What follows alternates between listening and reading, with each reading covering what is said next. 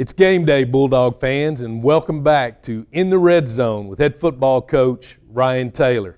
Coach, welcome back. Yes, sir. We had a tough one, starting out with the number 2 team in the nation. They're number 2 for a reason. We found that out. 2.5 quarters. We're right there in the thick of it. And then one play changes what everybody calls the momentum, but it's a mindset.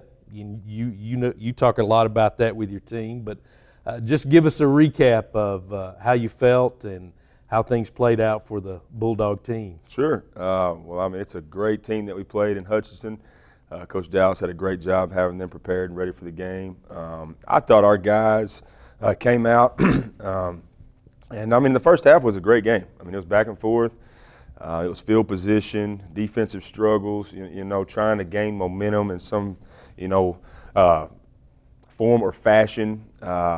I think some guys stepped up that we were asking them to step up and make plays early. Kind of like you mentioned, though, we got to the very beginning of the third quarter. We get the ball back. It's 14-3. We go on a nice drive. We get a field goal and make it 14-6. So it's an 8-point game at that point. So it's a one-possession game. I feel like the momentum was creeping back on our side. And then we let up a big return on special teams. And, I feel like that was the difference in our game. It kind of went downhill from there. We didn't really recover as well as I thought that we would. I told the team, though, there's going to be some adversity at some point. We don't know where it's at, but we're going to have to be able to respond to it. And, if there's one thing that we got to get better on, it's our responding to adversity, because there's always going to be bad things that come, in every game. And we just got to be able to fight through it, and I feel like that's a big, it was a big point of emphasis for our bye week and going into this week with Nimi, just cleaning up that type of stuff. And, but I like the fight that we showed. Of course, we've got to get better. We've got to get better. But there's some positives out of it, and there's some negatives that, of course, we addressed, and we're working towards it. So I'm excited to see how we do tonight. Well, that's good. You mentioned you had some guys step up and show that they're worthy of a starting position or in that particular position they're in. Talk a little bit about some of those guys you felt like really performed well and did step up. Well, on the defensive side, I think some guys really popped out on film. I talked about him before the game. I think Eddie Tusum played his butt off. He was sideline to sideline for 4 quarters. And he had a really good game. So that was a positive. Seeing some guys stay resilient and keep fighting, even when things weren't on the side that we wanted to be on, some guys were still having great pride in what they were doing. And on the offensive side, I was really impressed to see a spark out of our running back, out of our young running back, Clay Tevenin, number 25. He showed a nice burst. I know he didn't have the touches that we liked, but, going into our bye week and going into this game, I feel like we have found some ways to get him the ball and to get him more involved in the offense. He really showed some good promise back there, though. Well, that's good. That's good to hear. So you've mentioned some things. You've made a couple of points about a bye week and what you do during that bye week as you prepare leading up to your next game. So, there's going to be some nicks, some bruises. Some guys are going to need that time off, and that's great. But, you had mentioned before fundamentals is a big thing.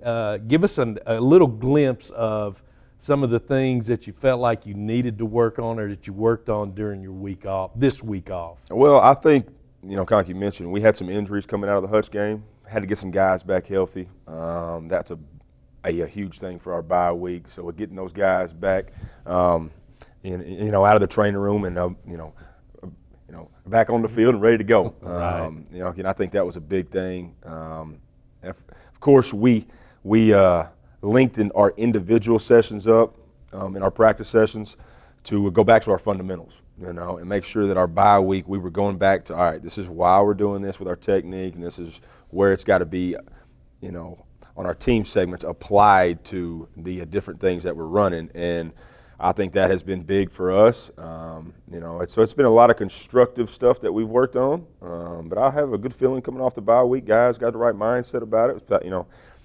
I think it's been a good week of practice. I think it's been a good, positive environment, and the guys see what we got to get better on. And we had a nice little humble pie from Hutch, and now we got to get back, and we got to get back going. So that's good and exciting, Dan. Heck yeah. We all need a little humble pie every now and Yes, then, yes. just to keep us grounded. Just to get yourself back up and going again. There it is. All right, with New Mexico Military, they're 14 in the nation, the Broncos. Their first week, they played the St. George Eagles. You and I talked a couple of days ago about those type of teams, prep teams, gap teams, whatever teams they are. They're guys that still feel like they can play the game, and this is the best they can do. So, needless to say, New Mexico Military beat St. George 75-17. We talked about how those games can be kind of ugly, and that one was. Week 2, though, they play Snow College, and Snow College takes them 27-13. They went up to Utah. You had mentioned Utah is a different area to go play in. So that gives you a little background as far as, their 2 games. They're 1-1 coming in. Give us a glimpse of the Bronco team that you're going to face tonight. Well, I think New Mexico Military is always a great program. Coach Kurt and that whole staff has really done a good job with those kids because they get them from all over. They're the one team in our conference that has an unlimited out-of-state number on their roster. So what that means is we get 15 out-of-state guys that we can certify and play here in Texas. They can get unlimited. So they literally have guys from all over. I mean, you name it, almost every country in the world. I mean, they have guys from over in Europe, England, from Australia, from American Samoa. I mean, you name it. I mean, they're all over. They're quarterbacks from Washington. So they have a unique group of guys on their roster. Coach Kurt, man, I think he does a great job getting those guys ready to play. They're always an extremely disciplined football team. So we have to go beat them. They're not going to give it to us. They play well. They play sound. They're a fundamental football team. I think we have good chance to be successful, but we have to go make plays, and we have to go be disciplined in what we're doing, in our technique, in our assignment, in our alignment. And that's all the things that we kind of mentioned during the bye week that we got to get better on. So I think it's going to be a great opponent. I mean, they always have a good team. Snow, I know that they suffered a loss to them, but I mean, I watched the whole game and they were right in it. I mean, it was a good ball game, and Snow's another good. They're in the top 15 as well. So it was a good ball game between those two. I think that it's going to be a great ball game between us tonight. Okay, but the team that makes the more plays and that's more disciplined is going to be the one that comes out on top.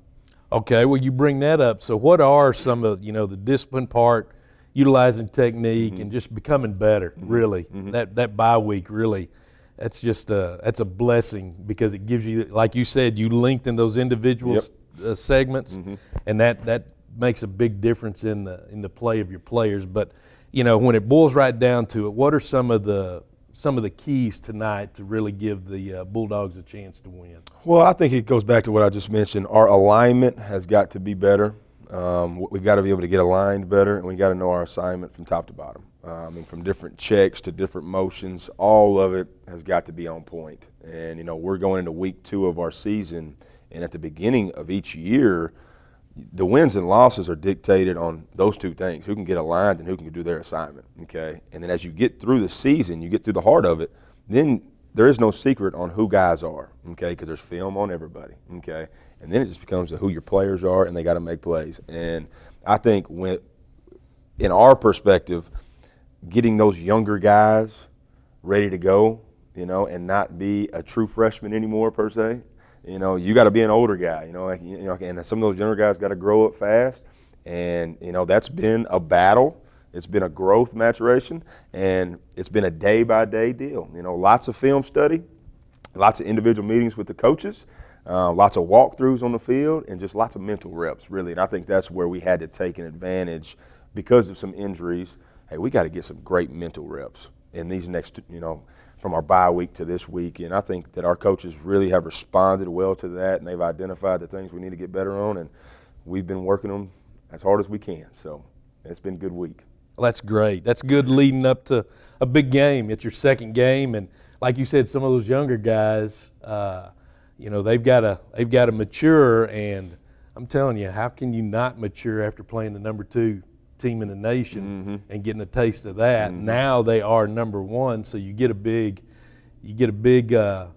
baptism, so to speak, in the junior college football. Yeah. You start things out there. And I think, we could have, of course, played a prep team week 1, or we could have played somebody else, but I think the quality of opponent playing Hutch and that type of team really, it ends up helping us later on in the season. And I think last season was a prime example of it. And I think that our guys see that, okay, there's good football all around. You cannot make those type of mistakes against a good football team and expect to come out on top. You've got to hone in on those little things, and you got to make those little things not become a big thing. And I think our guys saw that, and the younger guys saw that, how important it is, why we've been stressing it. And I think that has critiqued what we're doing, and everybody's tightened things up, and it's been a good, I know it was a loss, but you always got to take some positives out of that, and I think that we have. So, well, I think you send a message too by scheduling teams like that. You send a message that the Bulldogs are capable of playing those type of teams. We're that caliber program, so let's go out and perform, and let's go good on good, and may the best team win. So I think there are a lot of positives that come out on that. I agree with that. Well, Coach, man, I appreciate it. It's a quick and fast coach's show today, but we want to get to the game tonight. We wish you the best. I hope everything turns out well. I hope the bye week and all the mental and basic fundamental things that you guys have worked on will go out on the field tonight, and good things will happen for the Bulldogs. I appreciate it, man. We're looking forward to it. All right. Well, you heard it here first, Bulldog fans, from head coach Ryan Taylor in the Red Zone. We'll be back to you. We'll come back to you after a couple of weeks to revisit this game and other games that the Bulldogs will have. Scott Batts, buddy, it's your turn. We're sending it back to you. Good luck tonight, Bulldogs, and folks, do all you can to get out and watch a great game. Go Bulldogs.